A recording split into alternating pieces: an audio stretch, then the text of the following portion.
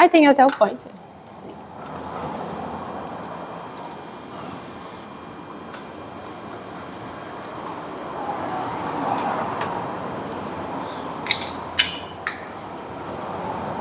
Prontinho, só passar. Obrigada. Eu vou começar contando uma história. Essa história se deu há muito tempo, em um reino muito distante. Havia um rei que já era idoso, e nos últimos 30 anos da vida desse rei, ele foi servido pelo Romeu, que era o empregado favorito dele, e só no Romeu que ele confiava.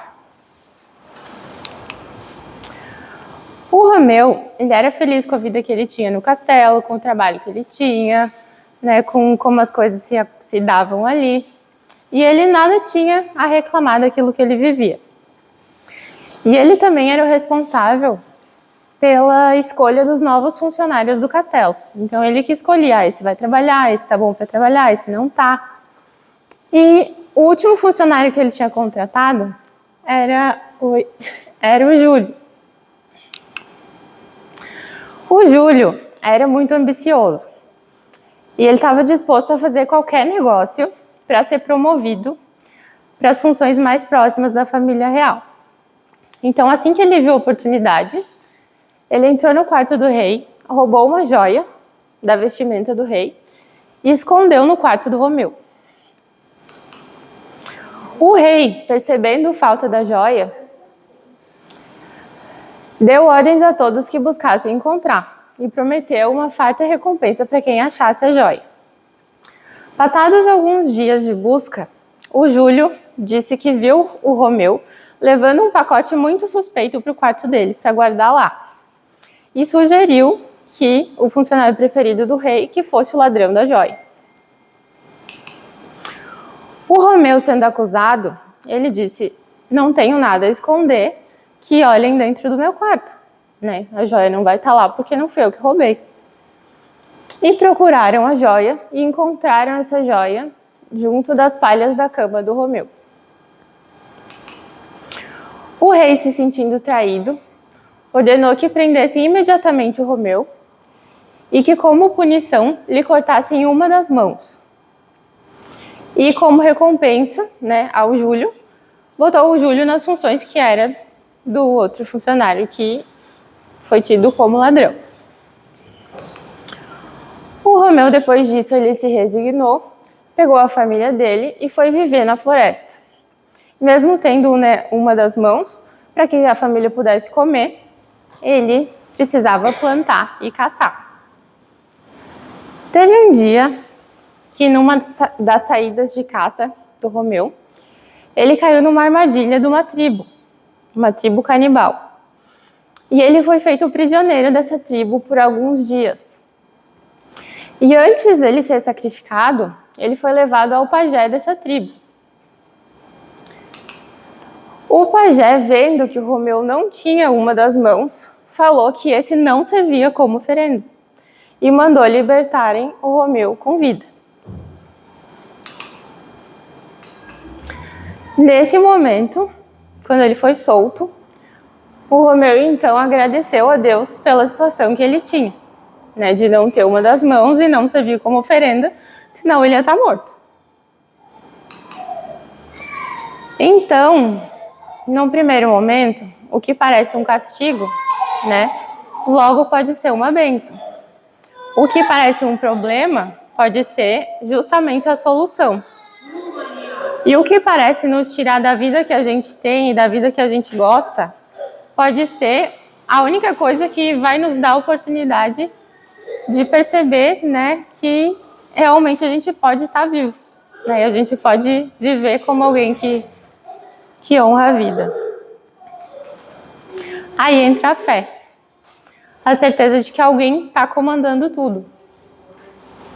E para nos ensinar sobre a fé, Deus nos dá um problema, né? Quase sempre. Uma tempestade, um tempo no deserto, um longo tempo de espera por alguma coisa que a gente quer muito.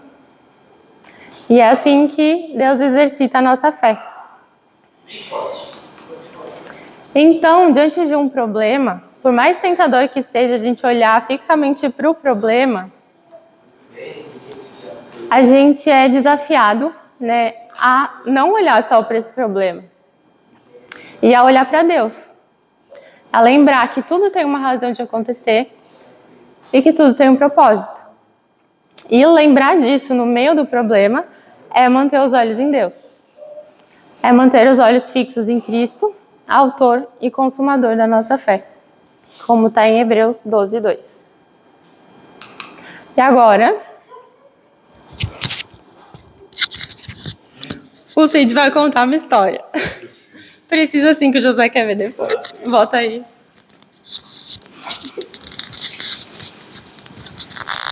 O José falou, grava, manda me dar uma gravar. Eu quero assistir. Ok? Já prestou seu gravador? Tá. E a coincidência, o fator de eu e a Marcela a gente fazer isso junto, a gente não teve, a gente não conversou sobre isso, né? Então a gente conversou 10 minutos antes aqui, e a coincidência foi quando que ela citou Hebreus, e o fator de que me chamou uma coisa a atenção, que eu, as coincidências da vida, né? Então diz assim, Hebreus, ela colocou aqui que era 12:2, né? E aqui Hebreus 11:11, onde ele afirma que o apóstolo Paulo ensinou que a fé é o firme fundamento das coisas que se esperam e a prova das coisas que não se veem. Então, a fé, ela passa de um princípio natural nosso. Hoje, a pessoa que não tem fé, vai onde? A pessoa que não tem fé, ela se torna o quê? Simplesmente ela se torna carrasco de si mesma. Quantas vezes eu disse aqui, quando que o mentor estava aqui, ou às vezes o Josué falando nas palestras, que nós temos que nos permitir. O que é nós nos permitir? É nós nos amar, e nos amar, nós proporcionarmos que a gente tem esse poder de fé. Deus não nos dá os problemas, como foi dito antes aí, as tempestades, os problemas que nos cercam no dia a dia. E isso faz com que a gente lute para isso. Só que tem pessoas que acham que problema é só para mim. Não, cada um tem a cruz. Cada um veio de lá com o rabisco assinado. Eu tenho N exemplos de fé. Até a Marcela disse, cita um exemplo, cita um caos teu, cita uma situação. Ao ponto de eu chegar e de falar, olha, tem tanta coisa que se hoje eu não tinha a fé comigo, que eu aprendi com Lúcifer, eu não estava aqui falando para vocês. Eu já estaria muito tempo longe daqui. Então, a vida, ela ensina isso. A vida, ela determina para as pessoas isso. E se te dão os problemas, se Deus te dá os problemas, é porque tu tem condições de resolver. É uma coisa natural. Eu vejo por mim no meu dia a dia. Eu vou citar um exemplo, só que eu marco muito isso comigo, tá? Eu e o Josué, nós estávamos... Eu conheci o Josué, ele indo me buscar. Ele já estava trabalhando na empresa, né? E essa empresa era de um amigo meu, na qual ele estava trabalhando lá, tá? E ele veio me buscar em frente à igreja Santo Antônio, no dia 6, eu acho, de janeiro, uma coisa assim, a coincidência também. E nós começamos a conversar, eu e ele, falar das formas como que eu pensava, agia. Na época, magia, eu sabia tudo, e ao mesmo tempo não sabia nada hoje, não sei nada, apenas as fases que dão para a gente aprender.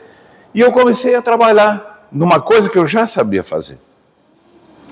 Só que na percepção do tempo que foi andando durante todo o ano, acontecia uma coisa de que eu abria os clientes, visitava os clientes, aprovava o produto, abria o cliente e não fechava pedido. Mas não foi uma vez, não foi um mês, foi um ano assim comigo. E aprendi em clientes, abrir clientes grandes. E nesse todo, depois que eu saí dessa empresa, o Josué também saiu, tá? Eu perguntei pro mentor. Disse, mentor, disse para ele, que eu chamo de pai. Por que pai? Porque ninguém me ensinou na minha vida o que Lúcifer me ensinou. Ninguém. Por quê? Porque eu me permiti ouvir ele. Porque eu me permiti, porque eu me doei. E com isso, eu mudei muito minha forma de ser, pelo fato de que eu vi o outro lado, o lado errado que eu levava a vida.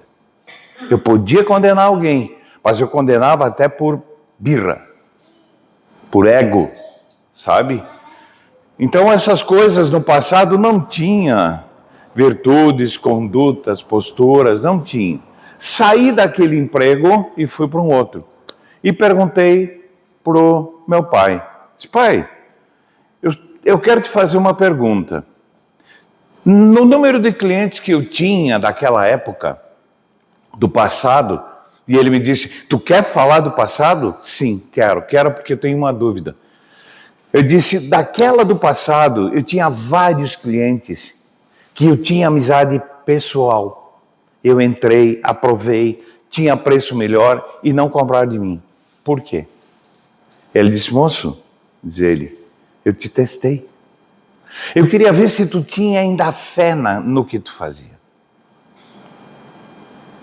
E isso me marcou, porque isso foi lá em 2017 que eu conversei com ele. Metade de 2017. E eu trabalhei todo o ano de 2016 com o Josué. O Josué nunca me disse nada do que acontecia com ele. Então, assim, foram várias passagens durante esse período, esses 6 anos que eu estou na casa. A casa foi um sonho de fé. Foi um sonho de fé de que no final de um ano no Alvorada, o Marcelo perguntou para todo mundo o que todo mundo pensava, e eu botei uma casa. Então, sabe, são esses compromissos, porque nós passamos a aprender. E o que a gente aprende, eu procuro passar para os outros. Às vezes, alguém não quer ouvir. E isso não é que fica difícil, a gente fica só observando. Então hoje eu aprendi também que eu não falo mais, eu fico quieto. Se a pessoa me pede, eu ajudo. Caso contrário, não. Então a fé, ela é determinante sim, mas tu tem que te permitir. Tu tem que acreditar nas coisas, tu tem que te doar, tu tem que servir antes. Tu tem que servir. Depois de servir vem a fé. É uma coisa automática. As coisas passam a acontecer sem dolor, sem ansiedade, sem estresse. Não digo que isso não exista, porque o estresse e a ansiedade existem. Ela está comigo diariamente. Mas as mudanças constantes, elas te fazem a tu te autodeterminar na fé. E quem muda não somos nós. São eles. Todos eles. Nós estamos aqui numa passagem para aprender. Aprender a baixar a cabeça, a se desprender dos egos, a ser normal. E à medida que tu aprende, tu não aceita mais o mundo. Tu vê o mundo diferente. Por muitas vezes eu canso de estar no meio de 2, 3 pessoas conversando, discutindo o assunto. Eu digo, estão discutindo por que isso aí? Eu pego questão de 2, 3, 4 minutos e saio. Porque não me convém mais. O meu mundo é diferente hoje. E isso só tenho que agradecer. E eu chamo de pai por isso. Por quê? Porque eu me permiti ouvir. Mas eu me permiti ouvir coisa que nunca ouvi de alguém. Então é essa a permissão. A casa é isso. A casa é bem simples. O pai está aqui todo dia. Agora, se nós não nos permitimos a ouvir o que ele fala, a nos dizer, a gente vai continuar os mesmos problemas, as mesmas incomodações, é um todo. A vida muda à medida que tu te permite a mudar. Se tu te permite a mudar, a vida muda. Então, gente, deixa esse recado para vocês. Se alguém quiser aproveitar, que faça bom uso disso, porque para mim é gratificante estar aqui nessa casa e eu estou aqui para servir. Então, desde quando que eu vim, o meu propósito foi esse, e erguer essa casa, crescer, deixar ela firme. Muitos que estão comigo, ou eu estou com eles, enfim, é mais fácil eu estar com eles do que eles comigo. Então, sabem disso que eu sempre brigo pelas causas da casa. Não é uma coisa que eu brigo pelas coisas minhas, não, eu brigo pela coisa da casa. Às vezes por frescura, por besteira. Por quê? Tu passa a ser determinante. Tu se autodetermina das coisas.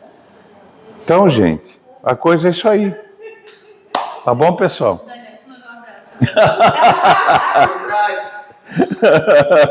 abraço.